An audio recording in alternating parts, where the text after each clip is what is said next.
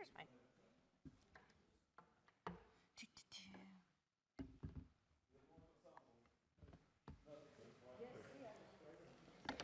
Definitely get your samples. I mean, hello. The last talk of the day before, of course, Negroni or gin and tonics. So we're going to talk about a little bit about the king of cocktails, which we know is the Martini. Also, I love animation, so if anyone ever went to actual school, please, for graphic design, please forgive me. I drink a lot of gin. So a little bit about me. My name is Keli Rivers. I'm the senior gin ambassador for Beam Suntory, and I look after Sipsmith. I drink a lot of Negronis is my drink of choice, and it wasn't until recently that I had to start teaching people about the Martini because a lot of people drink them very wrong. Or not wrong, but you know, one of those types that I just really want to give them a hug and say, "Ah, honey, what happened to you today? Why are you doing that to your Martini?" So a little bit about me. I had my first taste of Old Tom gin in 1979 when I was making drinking my grandmother's drinks. A little bit more about me, but I only have 20 minutes, so there we go. I live in New York. I've been a gin educator for about 18 years. I've worked in the hospitality industry for 35 years. I've made a lot of martinis. I made a lot of bad martinis, but I've made a lot of martinis. But why is the Martini not only the king of cocktail, but the most misunderstood? Why? Because a lot of the printings of it were either misspelled or they had a bunch of different names. This is the first printing of what we think of the Martini. It was called the Martinez cocktail in 1884. This is probably what started the confusion because it was a side note for the Manhattan. And there were two different recipes for the Manhattan. They didn't tell you which one. So one has sweet vermouth, one has dry vermouth, one has anisette, one has curacao. So what the fuck are we supposed to do, right? So we can start blaming 1884 for the confusion. Now, I'm more interested when you're sipping. See what I did there? So go ahead and try your first sip.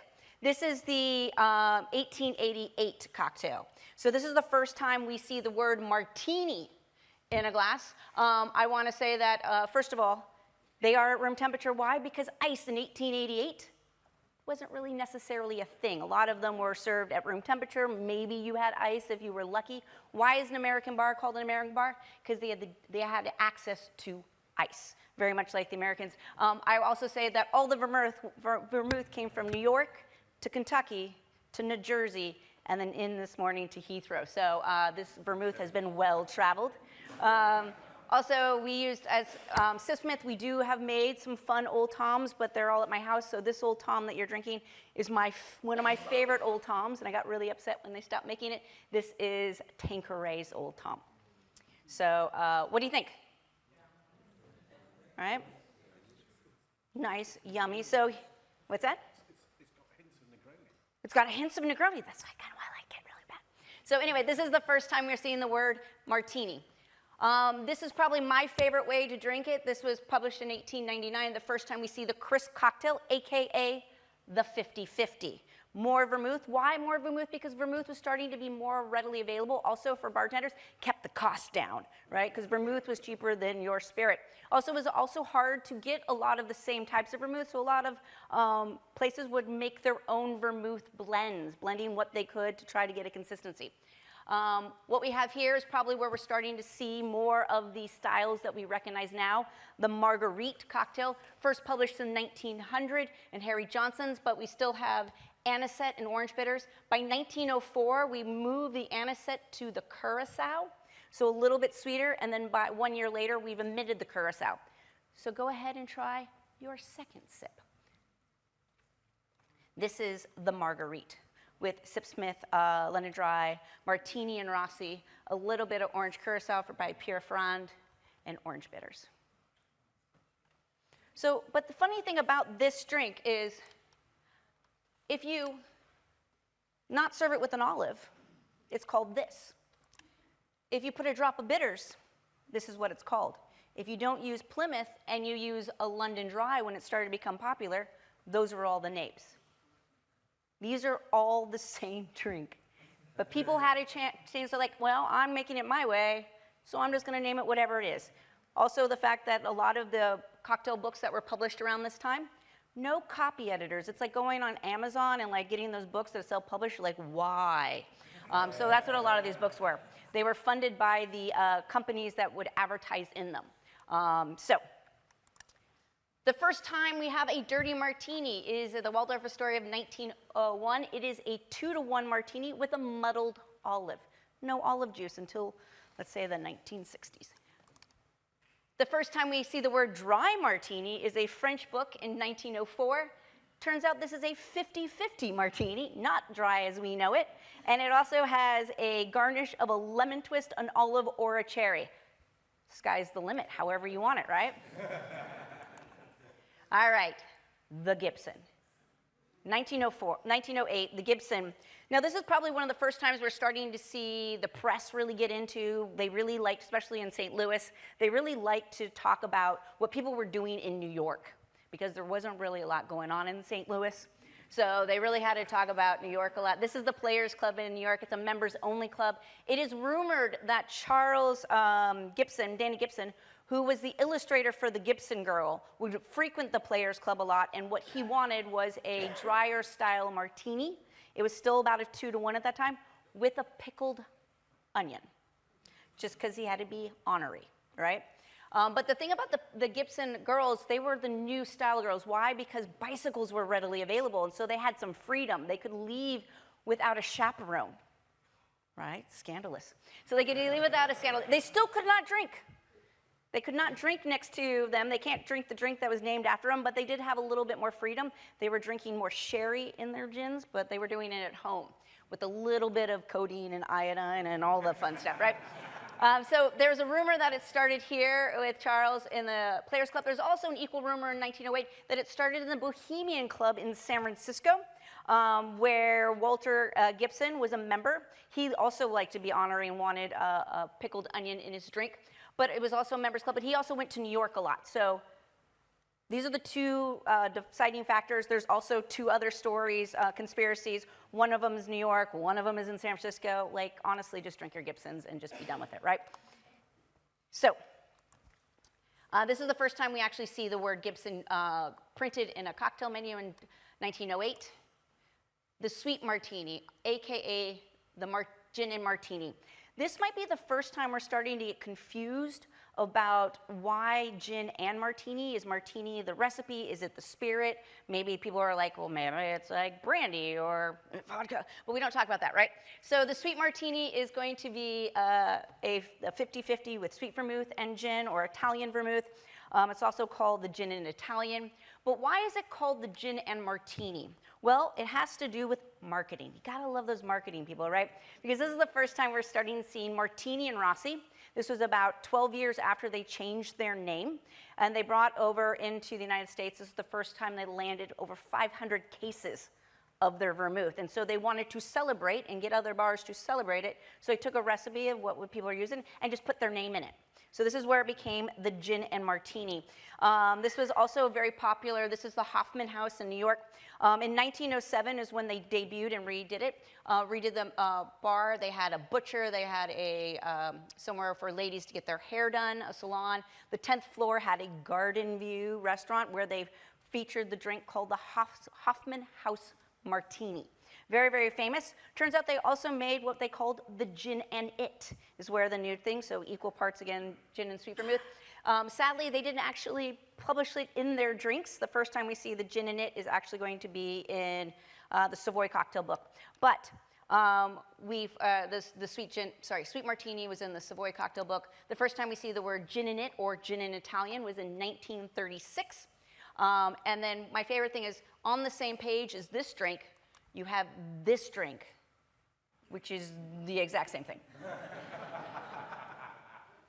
I guess one doesn't serve with ice and one does, but you're like, come on, man.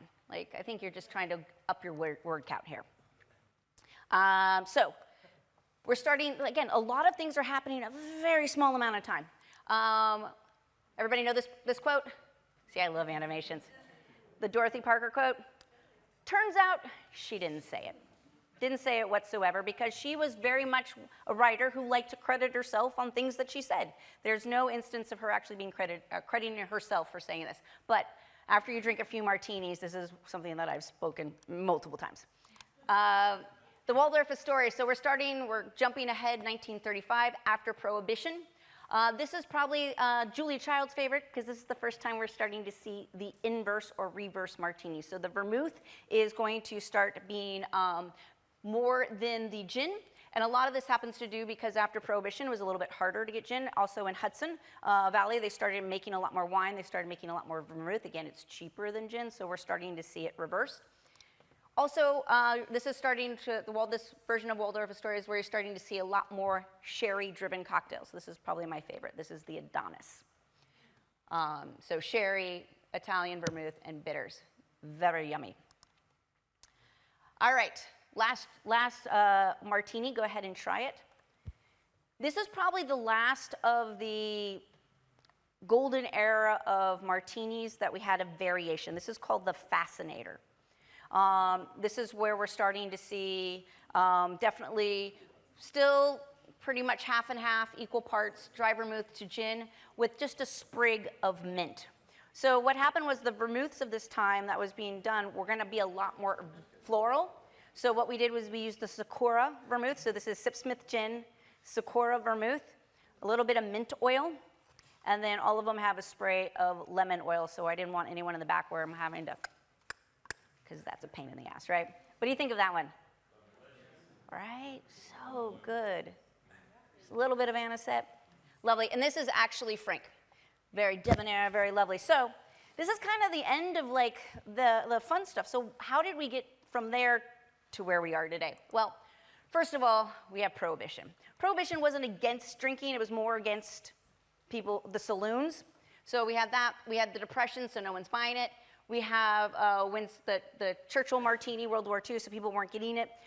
By the way, Churchill Martini never said that he wanted just a bottle because he actually didn't drink martinis, gin martinis. He didn't drink gin very often because his mother did. It was actually Roosevelt who really liked it.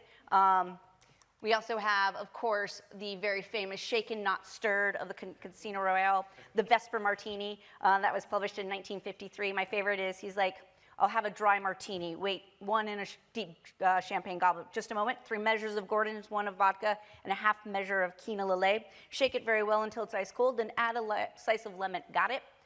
Turns out when Ian Fleming made this, he was not a bartender. And later on, when they made it for him, he thought it was very gross. But he very much like chefs of that era, he really liked to name it after ladies. And so there was a cocktail waitress at the Duke's her name was Lynn. So that's why he named it, and that was also why. So we're talking about shaken, not stirred. The first person who ever ordered it was actually not Bond, it was the villain. So in the book, it was Dr. No in 1958. In the movie, it was 1962. The first time it was actually uttered by Sean Connery, who made it famous, was in Goldfinger in 1964. Why? Because Stoli paid a lot of money for it. So again, marketing. You're welcome. My favorite is when they redid Casino Royale, when they asked him how he wanted his martini, shaken or stirred. He's like, do I look like I give a damn? No matter how you like it, just drink it. That's kind of right. But I just say in the movies and in the books, in the movies, James Bond drinks about 11 drinks an hour. Right? And then why was it that he drank vodka and why did he like it shaken? Basically because he's an anti-hero. And so Fleming wanted to make sure that people thought of him as somebody not likable, going against society. We have the first time we have the Gibson in North by Northwest, Alfred Hitchcock, not the Gibson. This is the first time we're seeing, oh, actually it is the Gibson, my apologies. North by Northwest, All About Eve. This is probably one of my favorite drinking scenes when Betty Davis starts drinking a very dry Gibson martini. And her friend's like, hey, Karen, you're a Gibson girl. I think maybe this is the first use of Karen in the modern world. And then, of course, we have the 80s. So that iconic V glass actually debuts in 1925 as the Art Deco of the World's Fair in Paris as a Art Deco version of a champagne glass. It was never meant to be a cocktail glass. It was basically Libby in the United States and the Walt Disney Worlds and the cruise lines that wanted something fun, which is why the 80s were really, really, really bad. Too far, yeah. So V is for variety. This is why a lot of people think, what flavor martini do you have? I'm like, gin? Like, I've got all these. What do you want? But to talk, since we have a little bit more time, we're going to talk about what's next. So the future of the martini. So this is Bellman's Bar in New York, where they make approximately 1,000 martinis a night. It's very old school. It's very, a lot of people, all of a sudden, it was all over the news that the new millennials are coming in. And the people in Bellman's Bar were not super happy because they're all taking photos, but we're starting to see younger people getting into a martini. So this is why we, as gin lovers and martinis lovers, we have a duty to teach them right? Take them a hand. Don't make no more extra dirty martinis unless you're muddling it. But so from Bellman's Bar, of people, the new generation getting into martinis, we might be seeing why the espresso martini is back with a thing, because they were not around of drinking age in the 90s when I had to make hundreds of espresso martinis, like making the espresso and drinking. Come on, guys, no. But it is bringing people back into this idea of martinis. We call it the kitsch martinis or the disco martinis. This here is a current menu from Sweet Liberty in Miami. So you can see all the different styles of martinis. I'll get down there so you can look at it better. Super fun. Next thing of this martinis, they're actually both bars in New York. This is Bonnie's in Brooklyn, and this is Ernesto's in Manhattan. Savory martinis. People love the savory martinis over here in Bonnie's. It's the umami martini. So they're actually using MSG in their vermouth to make their martini. I mean, I've had a few. So we have savory, whether we're going pickles or whether we're going otherwise. The other thing we're having is the theater. I think this is one of the best things about a martini, and why we love them so much is because it's that first adult drink. It's that end of the day, you sit there and you watch them make it with care and ease. It's almost like the Japanese tradition of stirring and then going back. So how they're being served is almost equally, if not sometimes more important than how they're making it. So we have, of course, the what we David and I argued for a very long time. I think we've come up with it, where it might be called the sidecar. It's actually it's called a dividend.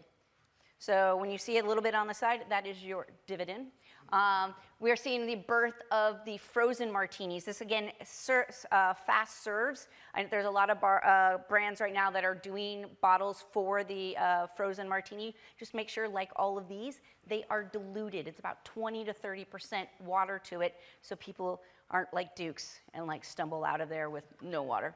And then, of course, we have how it's served. This is at Martini's in New York, where they serve it with caviar as a garnish. And there you go. That's me.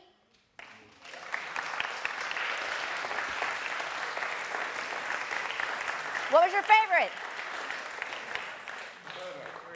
Three was your favorite? Classists. All right, well, that was me. Does anyone have any questions? Questions? The one that had the dividend on it, where is that? Because it looks fantastic. Oh, that one is going to be at Silver Lion in DC. Thank you. You're quite welcome. Anyone else? All right, well, you guys get G&Ts after this, Yeah, right? well, 1 second, 1 second. Just a... Oh, wait. Oh, sorry. Oh. Oh, there we go.